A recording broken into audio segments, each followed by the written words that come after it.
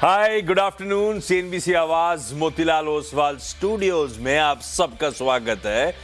बारी आज के सास, बहू और सेंसेक्स की। आइडिया था हमेशा की तरह आप लोग की जो क्वेरीज आ रही है उनको सॉल्व किया जाए, और उसे सॉल्व करने में मदद करने के लिए मंत्री फिनमार्ट के अरुण कुमार मंत्री साहब आपको आपकी स्क्रीन पे रेडी नजर आएंगे। अरुण जी हाय, गुड आफ्टरनून। बस आता हूं आपके पास भाई साहब, आप जरा निफ्टी रेडी रखना। भाई सास बहू और सेंसेक्स की बैकएंड टीम तक रीच आउट करने के जो तरीके हैं, विकल्प हैं, वो आपकी स्क्रीन पर। बाकी सब वो कहते हैं ना, थ्रेश आउट कर दिया है। दो ही तरीके हैं, बाकी वो सोशल मीडिया पर रीच आउट करना आप करते रहो, वो टीज करने वाली चीज नहीं है। व्हाट्सएप के 7045220000, मुझे याद हो गया है, आप लोग को भी डायरेक्टर साहब ने हटा दिया था स्क्रीन से, इसका मतलब याद हो चुका है मुझे, आप लोग भी याद कर लीजिए। और ईमेल आईडी है सास बहू और सेंसेक्स @nw18.com।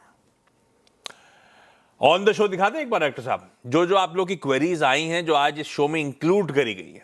अब उनमें से कितनी सॉल्व हो पाती है वो बात अलग है, कोशिश करूंगा सभी पे बातचीत हो जाए, लेकिन ये वो स्टॉक्स हैं जो ऑन द शो है। निफ्टी पे व्यू के अलावा या फिर मंत्री जी की एसबीएस स्टॉक पिक के अलावा दिखा दीजिए, प्लेट बदल दीजिए, सामने आ जाएंगे सारे स्टॉक्स जिन पे चर्चा कर रहे होंगे हम लोग। एक बार मार्केट्स पहले एकदम फ्लैट कामकाज करते हुए भारतीय बाजार, जबकि हम खुले थे गैप के साथ, मेरे ख्याल से 50 पॉइंट था इनिशियल पहला टिक, 50-55 point in green, 50-55 point in green वाला एक समय आज का हाई है 142, यानी कि 70-75 अंक मजबूती तक हम गए थे वो, और उसके बाद से फिर मामला ठंडा पड़ रहा है। तो 75 पॉइंट ऊपर वाला निफ्टी इस समय एकदम फ्लैट, बल्कि 4-5 पॉइंट इन रेड ट्रेड कर रहा है। 75-80 पॉइंट दिन के हाई से कूल ऑफ होके इस समय इंडियन इक्विटीज या निफ्टी कामकाज कर रहा है। और ये तब है जब पूरा ग्लोब अच्छा कर रहा है। आज सुबह में दिखा रहा था एशियन पीयर्स बढ़िया कर रहे थे, वो अभी भी अच्छा कामकाज कर रहे हैं, हमसे तो आउट परफॉर्म कर रहे हैं।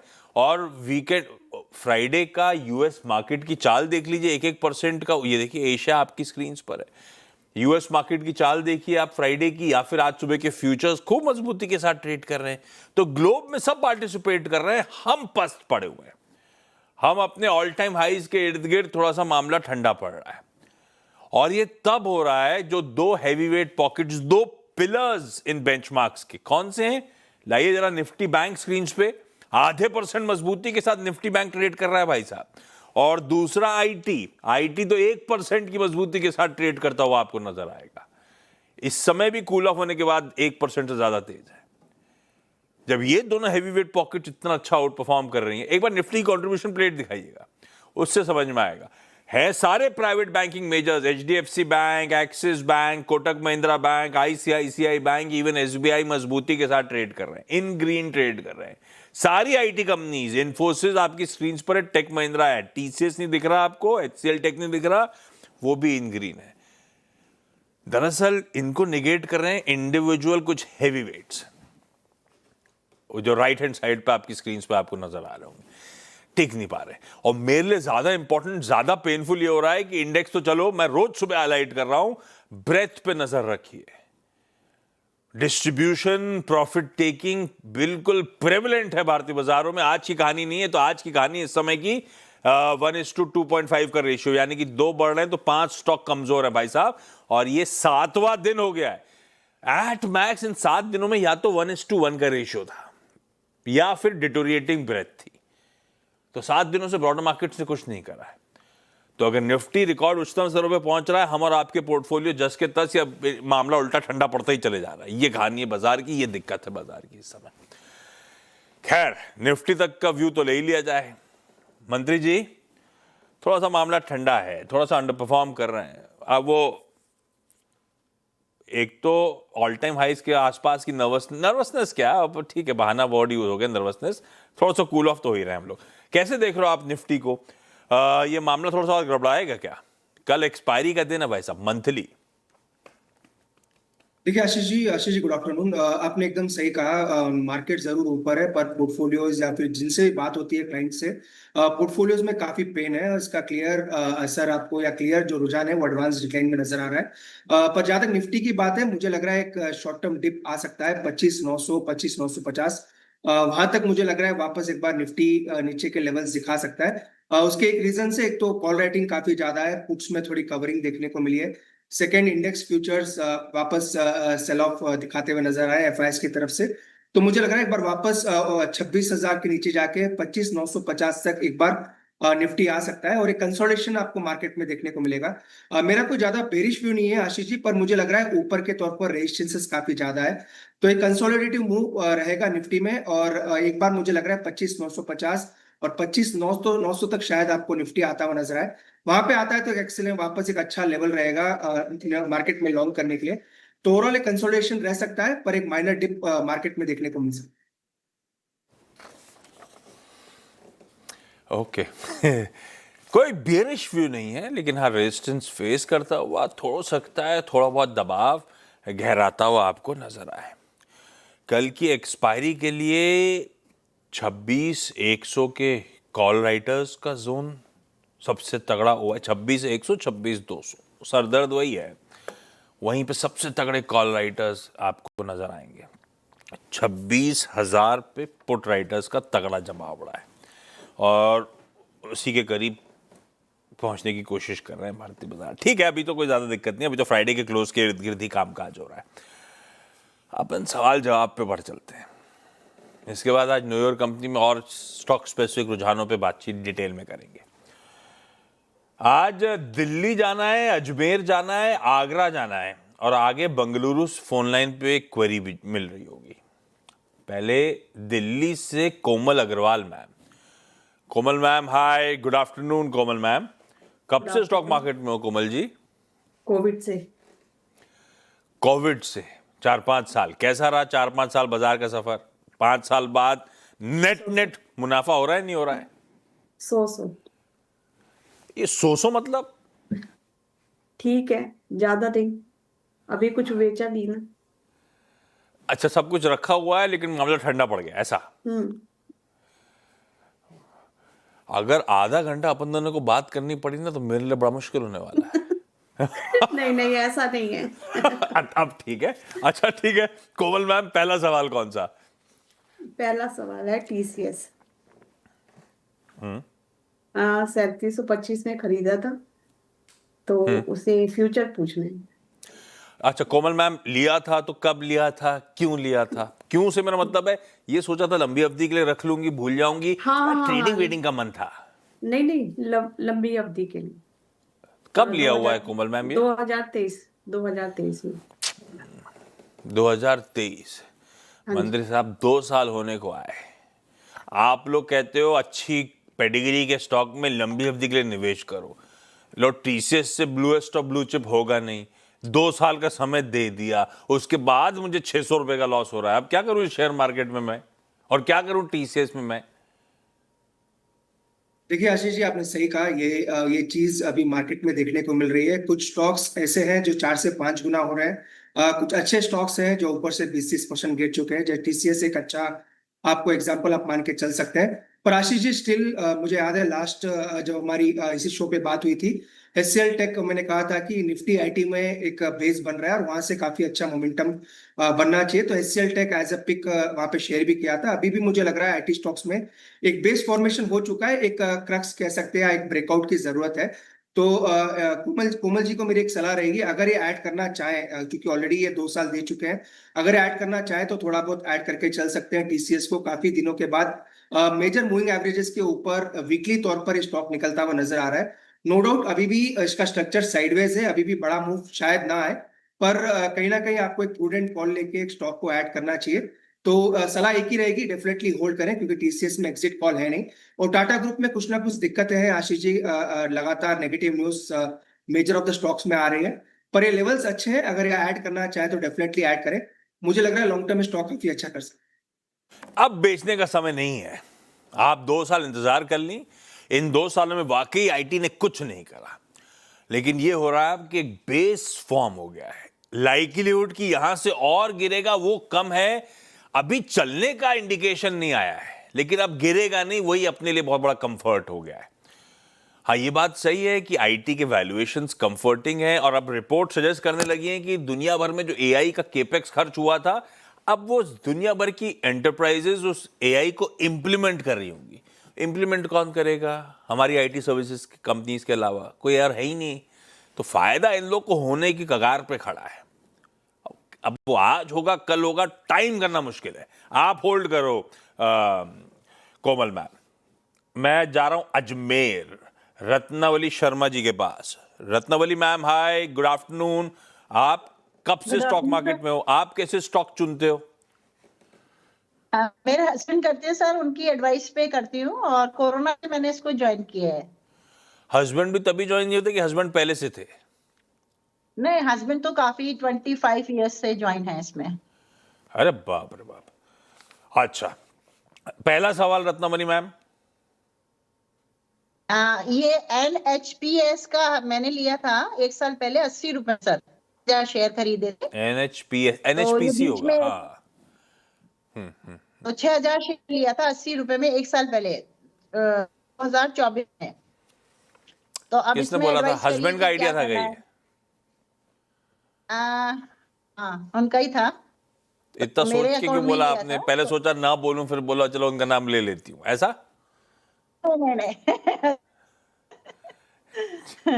तो क्या करना है सर इसमें, पूछ लेता क्योंकि हूँ। मैं लॉन्ग टर्म इन्वेस्टर हूँ मैं। ठीक है मंत्री साहब, एनएचपीसी 1 साल हो गया है, 3-1 रुपए का। ठीक है, चलिए भाव टू भाव पकड़ लेता हूँ। चलेगा नहीं चलेगा, अब क्या करूं? लॉन्ग टर्म के लिए कैसा लग रहा है NHPC? Ashish ji, NHPC again ये स्टॉक ने भी काफी सताया, पर इसमें डिविडेंड काफी अच्छा आता है। होप इनको 3 साल का डिविडेंड जरूर इसमें शायद इनके अकाउंट में आया होगा। पर जहां तक टेक्निकल्स की बात है, एक स्टॉप लॉस जरूर मेंटेन करें 73 के आसपास। एनएचपीसी वैसे फंडामेंटली कोई दिक्कत नहीं है, सभी को पता है काफी अच्छा स्टॉक है, पर टेक्निकली अभी वो मोमेंटम देखने को नहीं मिला है जो स्टॉक में यूजुअली देखने को मिलता है। तो फिलहाल बने रहे, क्योंकि क्वांटिटी ज्यादा है, तो 73 का एक स्टॉप लॉस मेंटेन करें। बाकी नई खरीदारी ना करें, क्योंकि स्लो मूवर है, इनका कैपिटल ये अटका के रख सकता है। इससे 73 का स्टॉप लॉस ला के होल्ड करें, और फ्रेश खरीदारी की सलाह स्टॉक में नहीं। 73 के स्टॉप के साथ होल्ड करें। हाँ, ये बात थी। आपको कितना टाइम हो गया लिए हुए रत्नावली जी? एनएचपीसी लिए हुए ये कितना time?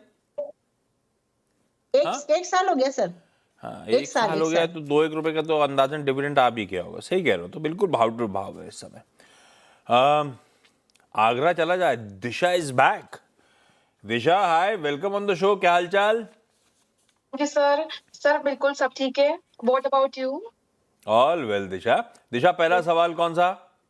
Sir I have Precision Camshafts 2300 shares at the rate 203। Precision Camshafts 2300 शेयर्स 203 की। दिशा, ये लॉन्ग टर्म वाला है? Sir like we have bought in October, we can hold in 1 year। मंत्री साहब, सवाल सुना होगा आपने। प्रिसीजन कैमशाफ्ट्स, क्या करा जाए स्टॉक में? आशीष जी, चार्ट एकदम साइडवेज है, कोई मोमेंटम नजर नहीं आ रहा। अगर आप प्रॉपर रेंज की बात करते हैं, तो नीचे में 156 और ऊपर में आप 220 के आसपास एक रेंज है, exactly mid of the range के आसपास है। फर्स्ट तो आशीष जी, नई खरीदारी की सलाह नहीं है, क्योंकि पूरे मूविंग एवरेजेस के नीचे स्टॉक चल रहा है। सेकंड, स्टॉप लॉस जरूर मेंटेन करें 162 के आसपास। 162 मल्टीपल मंथली लोज का आप कह सकते हैं सपोर्ट है। तो दो चीज, एक तो ये करें 162 का स्टॉप लॉस मेंटेन करें, नई खरीदारी की सलाह नहीं रहेगी। अगर ये स्टॉक 190 के ऊपर निकलता है, देन एक बड़ा मोमेंटम स्टॉक में आ सकता है। तो फिलहाल होल्ड करें, पर 162 का स्टॉप लॉस जरूर मेंटेन करें। 162 के एसएल के साथ होल्ड करें। फोन लाइन पे बेंगलुरु से रचना जी जुड़ती हुई। रचना मैम, हाय, गुड आफ्टरनून मैम, सवाल पूछें। एथर एनर्जी 321 में 46 शेयर्स है। एथर एनर्जी 321 में? एथर तो 700, 650, 700 का हो गया होगा। अरे वाह। तो रचना मैम, क्या पूछूं? मुनाफा बांध लेना है, बंदे रहना है, ऐसा पूछूं क्या?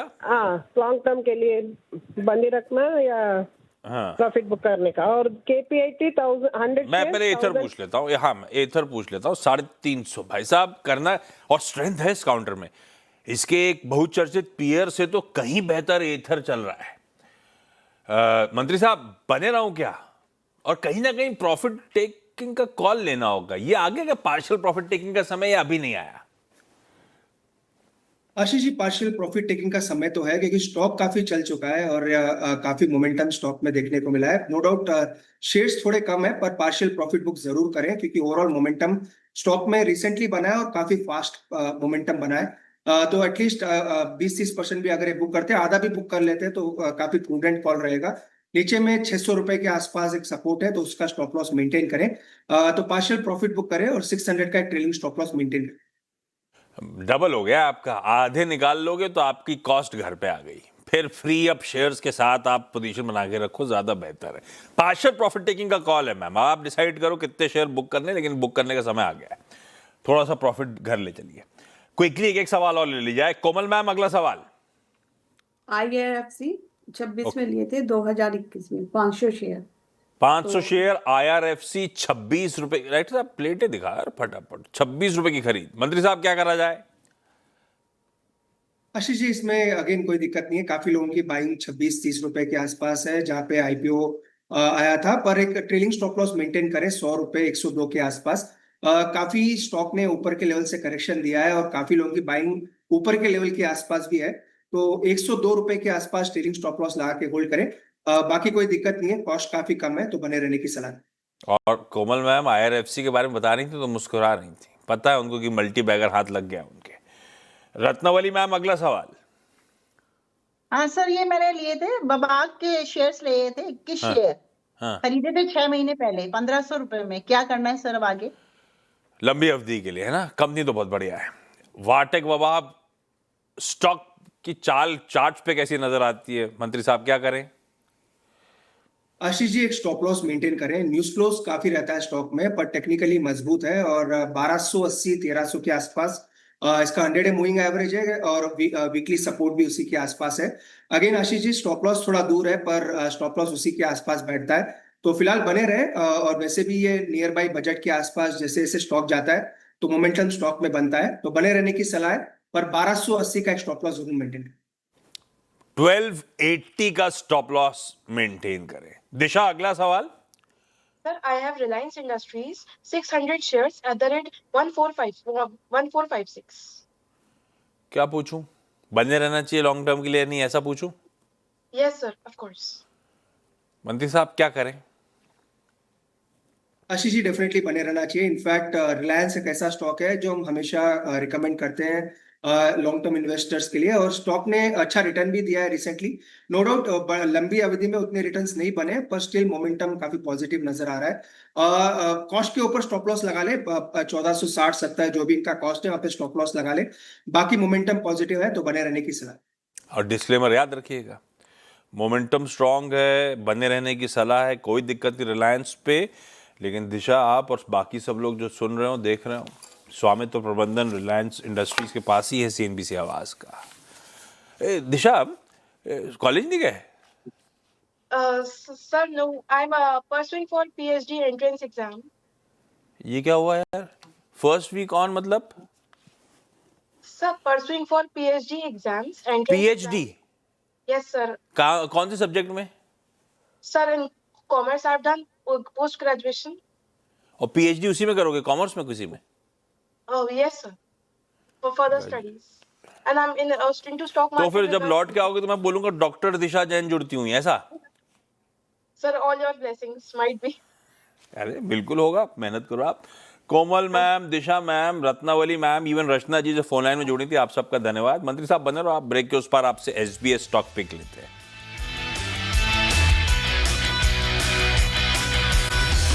चलिए, ब्रेक के बाद स्वागत है और बारी है अब SBS स्टॉक पिक की। वो स्टिंग प्ले आउट होगा, मंत्री साहब स्क्रीन पर आएंगे। मंत्री साहब, आपका आज का preferred pick. Ashish ji, Nifty auto में एक ब्रेकआउट है और उसी में से एक ऑटो एंसिलरी स्टॉक मदरसन में खरीदारी की सलाह है। संवर्धन मदरसन जो 109-102 के 110 के आसपास चल रहा है।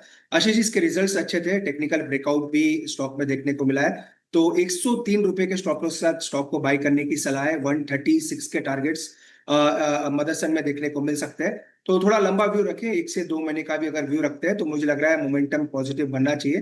तो करंट लेवल पे बाई करें, 103 का स्टॉप लॉस लगाएं और 134 तक के टारगेट्स स्टॉक में दिखने को मिल सकते हैं। परफेक्ट। संवर्धन मदरसन, ये है प्रिफर्ड आइडिया इस समय का। लेवल स्क्रीन पर आ जाएंगे। मंत्री जी थैंक यू सो मच जुड़ने के लिए, मदद करने के लिए। ब्रेक के उस पार देखिए मिड कैप मंत्र। नमस्कार।